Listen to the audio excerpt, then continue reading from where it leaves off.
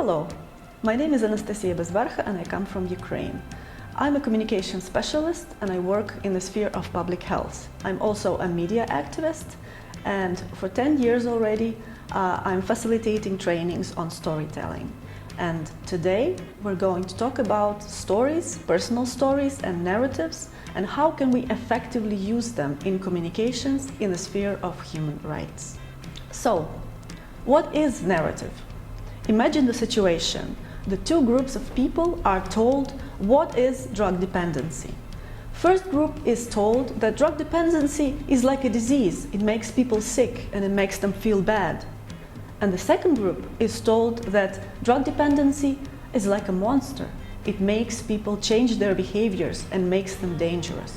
And after that, two groups of people are asked, how are you going to address the issue of drug dependency? And guess what the answers were? First group, which was told that drug dependency is a disease, told that these people should be treated, they should be provided with medical care and social support. While the second group was told, if drug dependency is so dangerous, we should get rid of those people, eradicate them, and put them in prison. What you've just heard was the example of the use of two different narratives.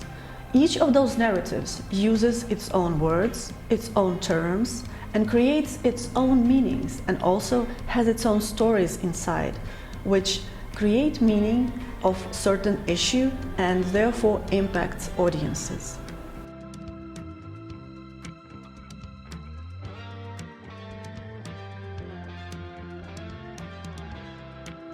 So various narratives impact the way how we make meanings of a social issue or a problem, and also, which is more important, shapes the way how we would like to solve these issues. So, stories. Stories are building blocks of narratives. Stories tell the lives of other people, their experiences, good or bad, but also they bring out certain values. In human rights communications, stories can be used as good illustrations of how abstract and complicated problems impact a specific person. Also, what is more important, stories can tell us what can be done about it. What is a solution? And sometimes solution can be very, very different. So, what makes a good story? Surprisingly enough, good story has to have beginning, middle, and an end. And it has to have clear structure and logic in order to be understood by your audience. Each story has to reply to a key question. What happened? In order to share your personal experience, you have to describe what happened to you, places and people who were around you. We really have to see it with our own eyes. You have to really draw the picture. Moreover, we want to sense smells, hear noises, and even feel textures that were surrounding you. So we, as your listeners, want to be immersed in your story as much as possible. The principle of 4D will help you to bring your story alive. So 4D stands for dialogues, details, data, and deeds or actions. So data. Data is everything, all information which can help us identify when and where it happened. Say you want to mention that these events happened in Kharkiv in late 80s. I was finishing my grad school. Details. Details are important anchors of the story. Your audience may not remember the name of your friend, but what they will definitely remember is that your friend had red hair or was wearing a yellow dress. Dialogues tell us about the people who are around you and what are your relations. Sometimes people speak specific accents. They may be very angry or use bad words. Or, on the contrary, they may speak the words of wisdom. Use direct speech to share these moments with your audience. And the last but not least are deeds or actions. Sequence of actions described in a logical order help your audience to understand what exactly happened to you, what did you do, and what others did. Use verbs to describe all those actions. So what about emotions? Are they present in the story? Yes, emotions are an integral part of each story.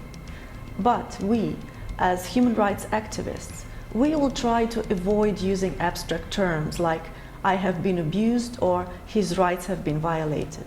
Instead, we tell a colorful, detailed story, telling what exactly happened to a person. And what is more important, you tell how was the situation solved and what is the solution that you are providing. Such stories are more than just a documentation of human rights violations. They are an evidence that activists not only document things, but know how to solve them. This provides our audience with a clear message of hope, solidarity, and support, instead of threat and fear. So, to sum up, here is a checklist which you can use for each of your story before making it public. So, ask yourself the following questions. Is your character fully informed about how you will use your story? Did she or he give her consent for it? Secondly, is it safe for your character to share his or her personal experiences? In case of emergency, is there a protection plan for her or him? Does your story have a clear structure and logic? Is it really clear for your audiences where the beginning, the middle, and the end? Does your story have anchors or details which your audience can relate to and remember? Ask yourself, which emotions do you evoke by your story? Is it the emotions you want to have? The emotion brings out fear or threat, or is it hope, or is it even laughter? How were your characters presented? Are they presented as victims, or maybe as freedom fighters?